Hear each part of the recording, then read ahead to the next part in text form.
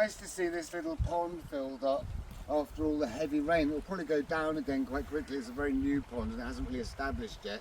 And of course we've had a very dry winter, so just one sudden downpour fills everything up, but then it soaks into the water table. So without the heavy continuous rain, I'd expect it will go down again. But it's just lovely to see it like this.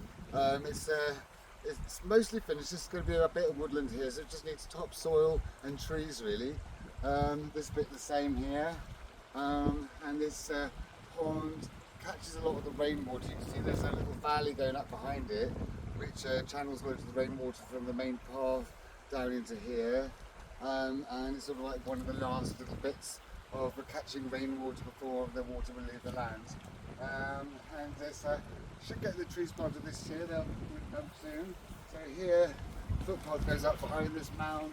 Another footpath goes up this valley, and then another higher footpath will come along the edge of the woods, which is going to be done another time. At the moment we're just doing up to here, and it's just like a nice thin bit of woodland, lots of different environments, some high bits, dry bits, some bits facing different directions, and should encourage as many different types of plant species as possible, which in turn would encourage as many animal species as possible. So it's like it's really for us, it's this north-facing screen, this screen along the north side of the land, which comes all the way down this side, just like a protect from the cold winds in the winter, and it's just given us a nice little shelter.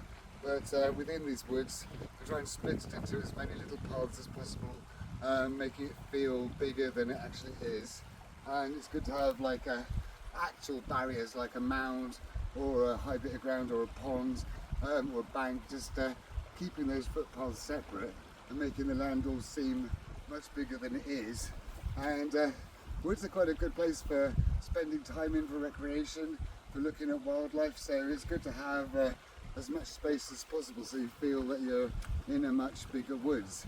And this woods is only about like 20 feet wide, narrower in places, wider in places, but I'd like to keep at least 2, if possible 3 footpaths in it, so it just gives you much more entertainment. You have a much longer walk, it just makes it seem like the woods are bigger, and you're working with like a limited space. You want to get the most out of it as possible.